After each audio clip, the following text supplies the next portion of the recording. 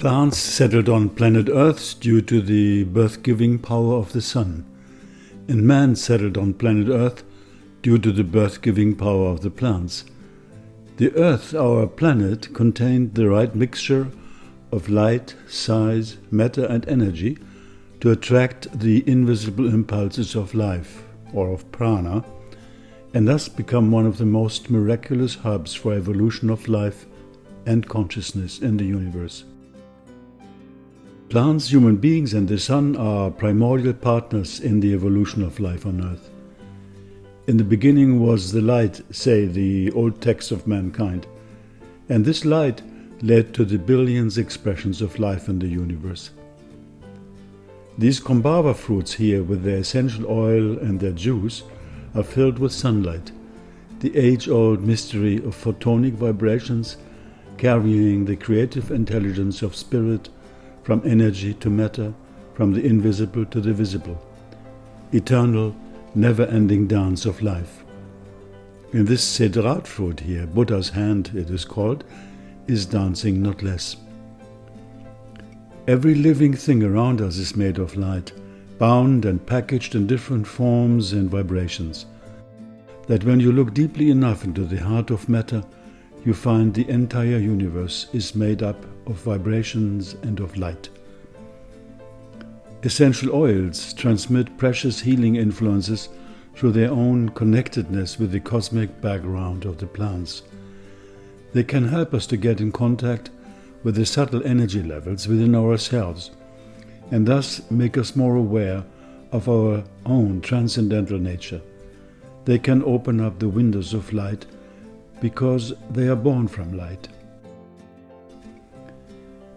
In every leaf, every fruit, every flower, the sun has taken shape and color. Yes, and so beautifully refined, magically transformed. We can say it is a true alchemy, alchemy of the cosmos, of spirit and light, to create the blue sky and the sparkling nature of the world, and to give food and oxygen to our planet, thanks to this green breathing through eternities. Or as Vasant Lad, famous Ayurvedic physician, says so beautifully in his book, The Yoga of Herbs, plants transmit the vital emotional impulses, the life force that is hidden in light. That is the gift, the grace, the power of plants. The existence of plants is a great offering, a sacrifice. They offer us not only their own nutritive values, but the very light and love from the stars, from the cosmos, whose messengers they are." End of quote. Essential oils and fragrant particles are the very essence of plant life. Each plant has its own fragrance, its own emanation of energy, its own connection with the vibrations of the cosmos. This means also its own individuality, its own healing influence, its own particular connection with us as individuals. We enjoy this in concentrated form when we use essential oils. When the influence of the sun penetrates into the flowers, into the fruits or leaves, the general outcome will often be the appearance of essential oils.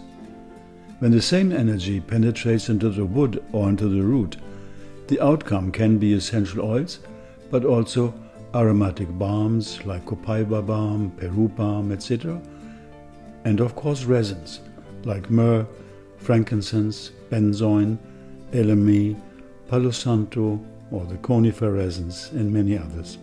Again, the essence of all essential oils is their connection with the sun. Already the Greek philosopher Theophrastus of Eresos wrote, "The best and the most fragrant of all curative elements comes from the sunny regions."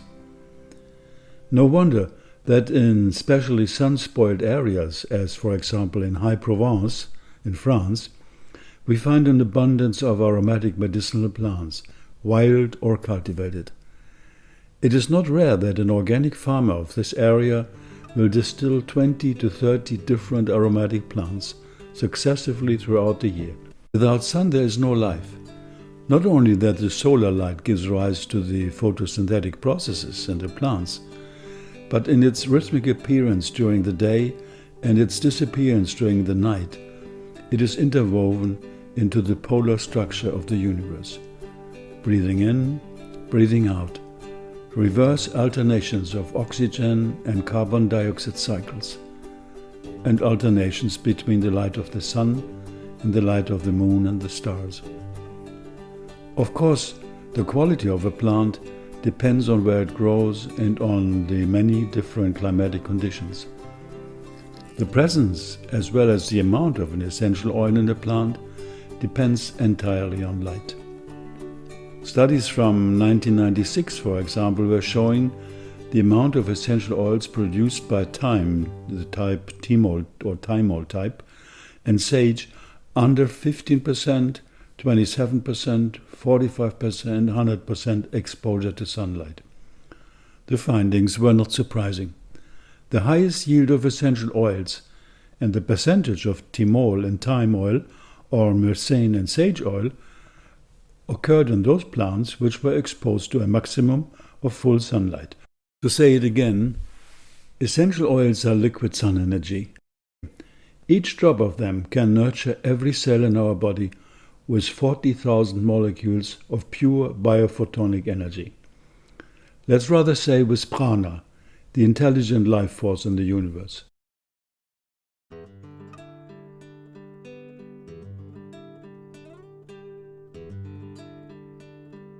We want a pure oil with all its natural compounds, nothing added, nothing taken away. The famous French aromatherapist René Gattefossé made it very clear, for example, that spike lavender oil, adulterated with turpentine oil, which had become a common practice during his time, completely lost its wound-healing properties. Veterinaries complained that the animals they tried to cure only showed itching and eczema after the treatment, whereas pure spike oil helped spontaneous healing of wounds, fur growth happened fast, scabies and tinea disappeared in no time. The turpentines added to the spike oil are rather skin-irritating compounds, but in this case, they diluted the holistic complexity of the spike oil to such an extent that it was no longer effective. Of course, essential oils are material, biochemical structures, and they contain often hundreds of retraceable biochemical compounds in synergistic blends, time-tested by nature over millions of years, as we have seen. But inside these material structures, we can find an amazing array of subtle energies, which we absorb when we expose ourselves to them. And these energies are attracted to their corresponding levels inside our own system, where real health or disease starts, namely our own network of energy channels, the famous meridians in traditional Chinese medicine, or the nadis as it's called in Ayurveda.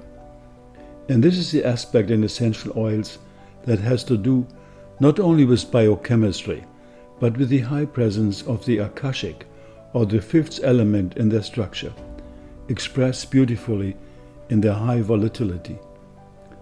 We can also say essential oils in their intrinsic fragrant volatile makeup and their special relation to the sun are carriers of prana, as I said, intelligent cosmic light energy.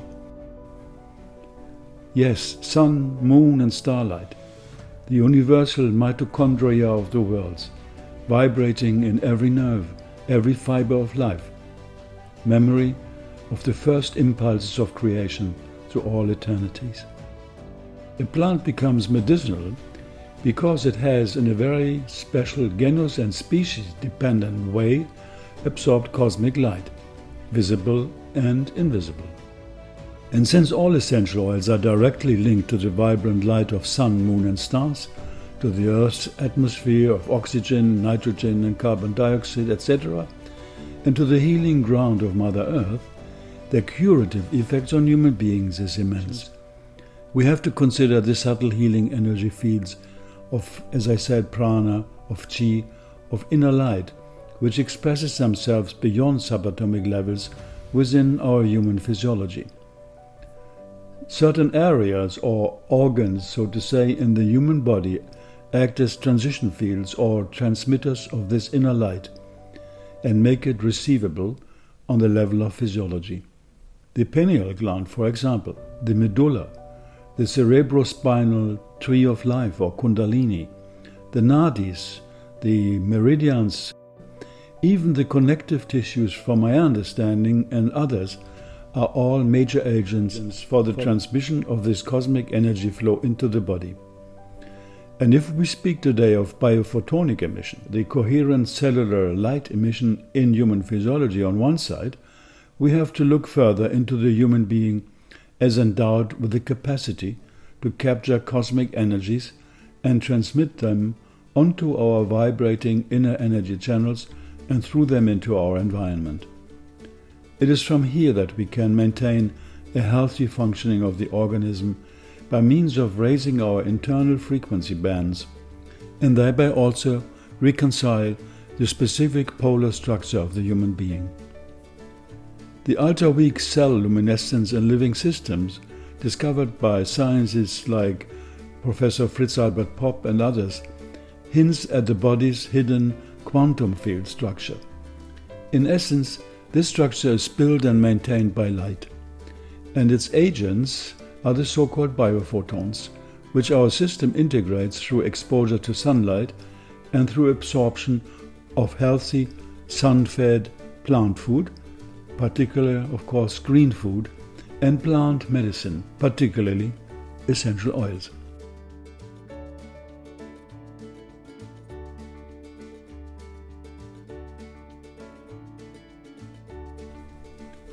But the human system can even produce biophotonic light on its own. Recent science has discovered biophotons in the brain that could hint that our consciousness is directly linked to light. Scientists found that neurons in mammalian brains were capable of producing photons of light or biophotons. Scientists suspect that our brain might have optical communication channels, but they have no idea what could be communicated. And even more exciting, they claim that if there is an optical communication happening, the biophotons which our brain produce might be affected by quantum entanglement, meaning there can be a strong link between these photons, our consciousness, and possibly what many cultures and religions refer to as spirit.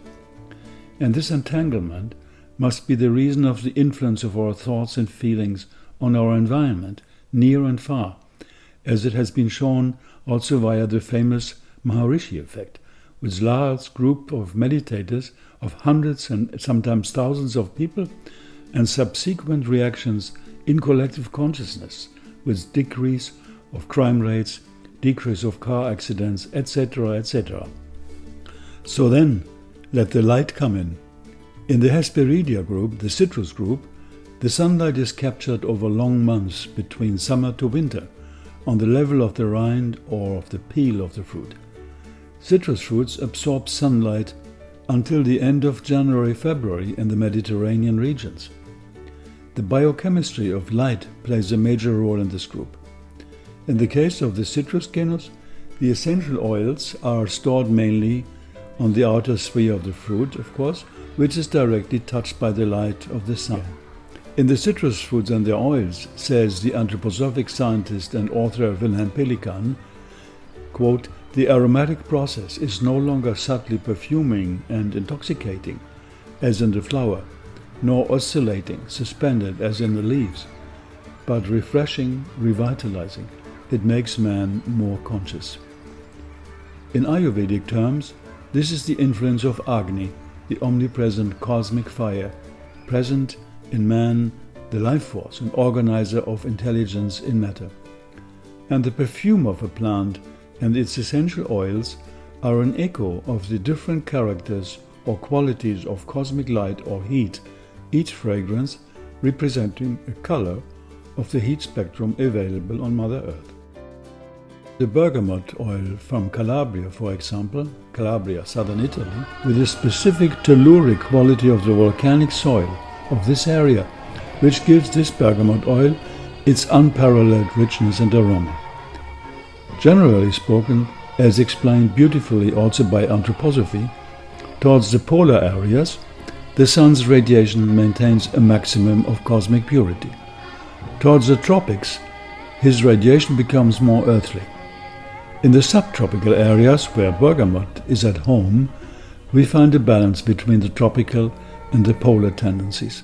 According to this anthroposophic understanding, the sun has three major latitudinal qualities, which express themselves best in three different groups of essential oils. The tropical sun is best expressed in oils of resins and balms, like frankincense, myrrh, styrax, opoponax, elemi, palo santo, etc. The far northern, far southern sun best expressed in the conifer groups, with their numerous essential oils such as silver fir, black spruce, Scots pine, Douglas fir, hemlock fir, Patagonia pine, etc. And the subtropical sun, as stated by Rudolf Steiner, is best expressed, literally expressed, in the citrus group, with their essential oils such as bergamot, lime, lemon, orange, bitter orange, grapefruit, mandarin, kumbhava, etc., present a completely different biochemical buildup and also odor profile. Even whether the exposure of the species in mountain areas is more to the east or more to the west can play a certain role. I noticed in High Provence, on an outing from our aromatherapy seminar center, that wild helichrysum grow more abundantly on eastern than on western roadsides. Under this perspective, all essential oils are the direct result of a strong ordering, balancing process which stems from the specific thermic or solar influence onto the plant. How this really happens, we have no idea. Spiritual scientists and visionaries would tell us maybe more about this. Rudolf Steiner has specifically associated the citrus group, the Rutaceae family, with a warming, life uplifting, joyful character.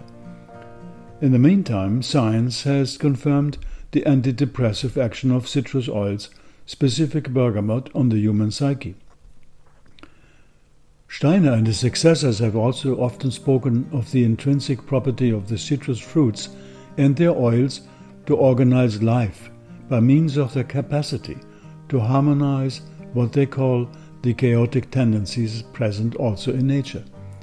In this sense, the citrus group helps to infuse an element of order, of consciousness or intelligence, quote, capturing forcefully the cosmic energies of light and fire, making them earthly, and on the other hand, drawing the telluric processes into a centrifugal growth. Rudolf Steiner. In terms of this understanding, it is again the everlasting game of the above and below principle which comes into play. We can say light from above down into matter, physiology, actually makes matter happen, creates matter, and then next step, simultaneously, centrifugal growth of matter. Matter does not remain inert, but grows, is lighted up. The sap rises, becomes imbibed with life, with intelligence, with consciousness. The vortex of creation is never at a standstill. And the thermic energies of the cosmos, sunlight, moonlight, starlight,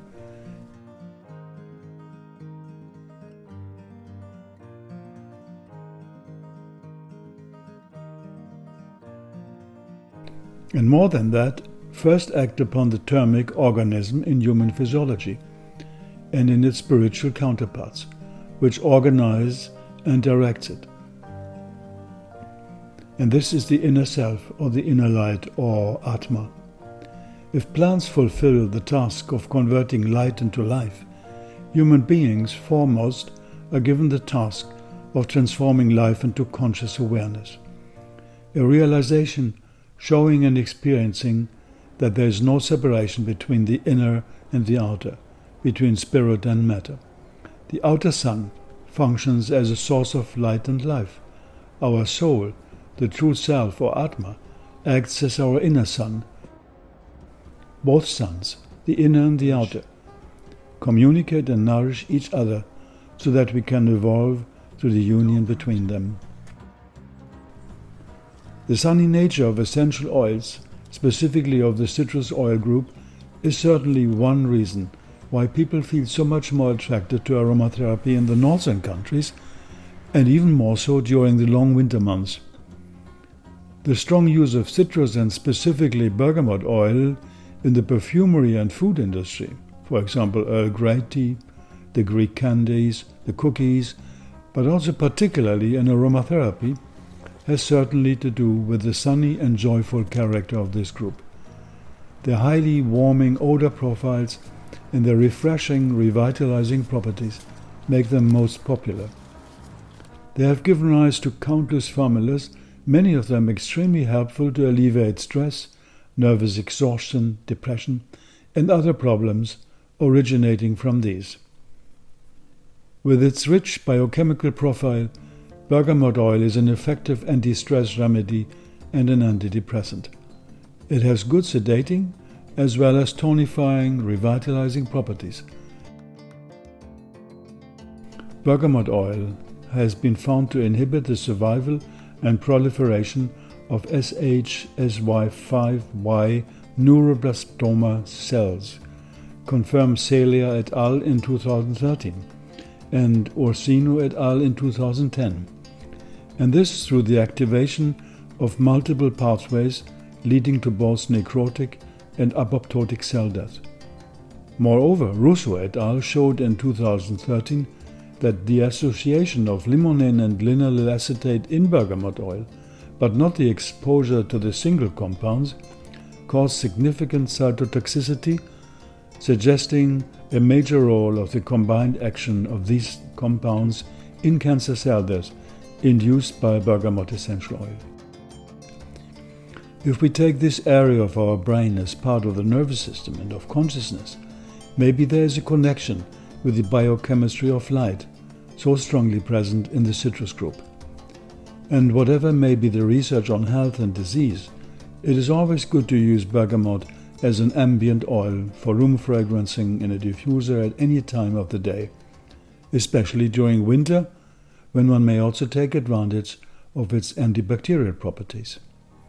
Sì, perché tanto no? Se tu questo lo raccogli, che ce n'è tanto in giro, lo metti insieme a questi non viene fuori nulla. Sì, è peccato perdere. Cade dentro le fessure della macchina. Capito?